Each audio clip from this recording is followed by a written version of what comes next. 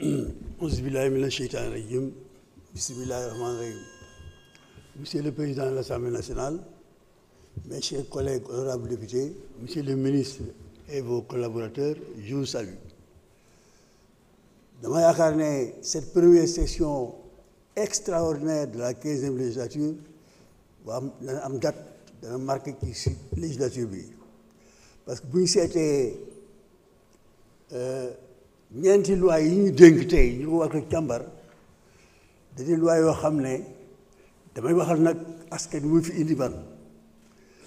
yéen askan wi xam leen ne tey fii dañoo woo jox ñu ñeenti loi yu ñu war a wote ma leen di biral ne ñeenti loi yooyu de mooy fondation Sénégal bu bees bi ñu tabax ndax di indi leeraay ci lépp kon nag wootuñu ko pour affaire inondation bi ñeexee bi la liggéey ñu ne ci liggéey bañ ko waxee ñu ko fay waxee bu ñu leen nax yéen askan wi tey jii ay loi yuy leeral la ñuy wote bi ci njëkk nag tey mooy OFNAC daf fi amoon ñu bëgg indi beneen OFNAC boobu li ko waraloon mooy dañ ko sëf ba du mën du liggéey sëf ko guerre sëf ko fraude sauf que audit et cetera ñu ne nañ ko woyofal liggéey bi parce que li ko jox mooy guerre mooy li ñuy tardeel ñun ñëpp am na ñu ko fi wax sama collègue ko wax mooy bu école bi doxul guerre bi am na ci wàll bu santé bi doxul guerre bi am na ci wàll bu yoon yi baaxul guerre bi am na ci wàll bu am ay inondation di nit ñi wax am guerre bi am na ci wàll mais yaakaar nag ne bu ñu jógee tey ne léegi dañuy jël benn kuréel dénk ko rek mu xeex guerre dañ ci war jàpp ñu ñëpp parce que dañoo lakkal guerre dañuy tardeel guerre dafa def loo xam ne mais ñuy wax inondation mais le président Macky a dit que il a investi 766 milliards ba régler problème inondation yi kon war nañu am kersa tey fii di wax ne maa ngi yërëm maa ngi yërëm ñële maa ngi masu ak guerre bi dañ cee war a am kersa ñoom la ñun dara feeñagul ñoo ngi liggéey mais lu fi am ci lu metti lu fi am ci lu jaaduwul lu fi am loo xam ne yéen peuple yéen a koy dund ñooma loolu ñu xam ko kon nag dañu liggéey wote loi yi seet 4 lois yi ñu yëpp nañ ko wote te daañu seet bu ñu demee ba jeexal session extraordinaire ba jël résultat yi dañ xam ne léegi nag dama wax ne am na ñaari arme gànnaay yoo xam ne mooy suñu gànnaay ñun mooy suñu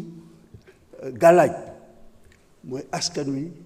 ak suñu kàllaamay wax parce que am na ñoo xam dañuy profiter ci langue français c'est un cercle restreint excluse peuple bi ñun nañu xëcc peuple bi wax leen li xew peuple bi dana jël ay yet régler le problème affaire am ñun dañu leen wax peuple yi li ñuy liggéey fii ci français dañ ko war a tekki ci suñu kàllaama wolof et le rapport annuel bi nga xam ne foofu la dëkk dañ ko war a jël ay séance d'explication en langue nationale ci région yëpp pour nit ñi xam ne ñu ngi liggéey te ñun tey jii bu ñu taa fii di wax li waay fii yëpp pour ñu na parce que la loi c'est pour l'avenir kon nag loolu laa mën lay wax dañ ko wooteel loi yi ñoo ngi liggéey bàyyi leen ñu liggéey daañu transformer Sénégal bu soobee yàlla.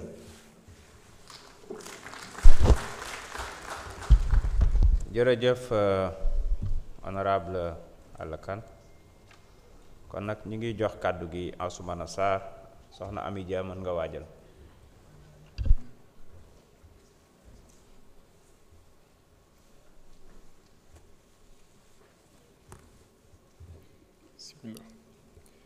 Monsieur le Président de l'Assemblée nationale, Monsieur le ministre de la Justice, garde des Sceaux,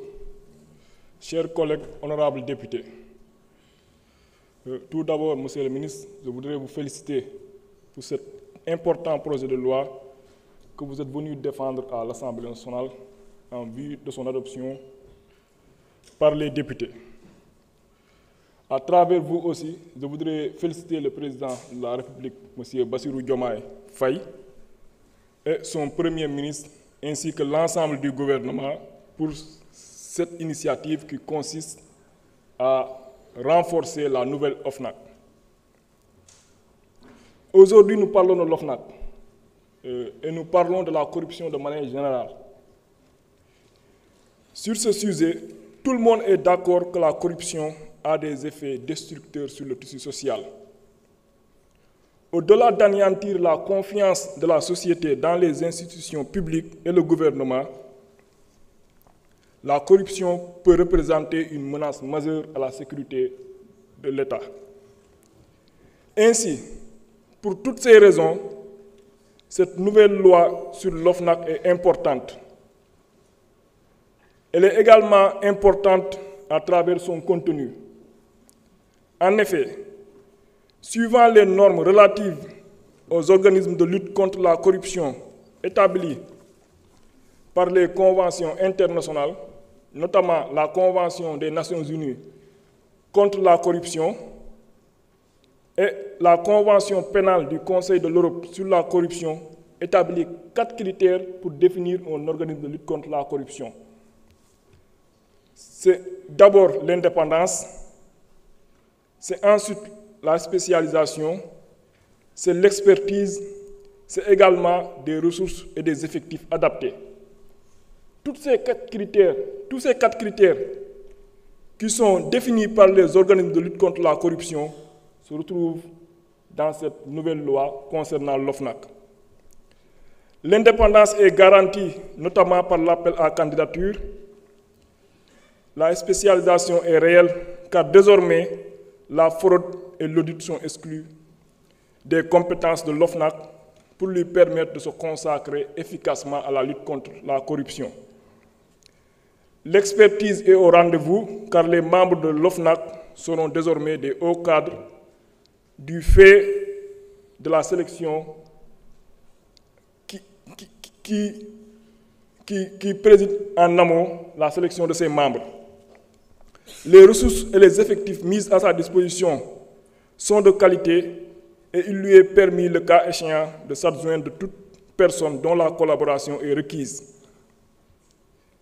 Maintenant, Monsieur le ministre, il faut reconnaître que l'OFNAC, à lui seul, ne peut pas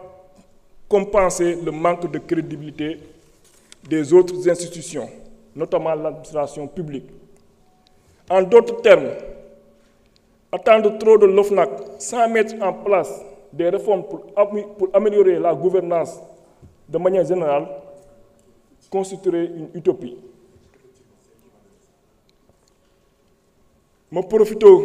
du temps que je vais wax touti pour m'adresser à mes parents sérères. Au fogole séréer mais simna nous ne fop o kino kin ngonum fay sima ngolum ke tana boy imbodir meke xamne a jaaje loi fana imbarna otay loi fana min mena daf koy reda men 2012 a changé 2024 mais imadne Bassirou Diomaye Faye a jitena a giegi nga résultat ken doye ken taw bo xamne imbodir meke pour changer ngeenin OFNAC fangas ke tana bata ino koy te def nga ñohor jiko kiin na séeréer na waxanuma lay jiko kiin nu fop nu anake def na jiko kiin exemple ne waxuma jang o kiina wara waxu jehti a wara waxu jall classe la waro jall exemple million harba hay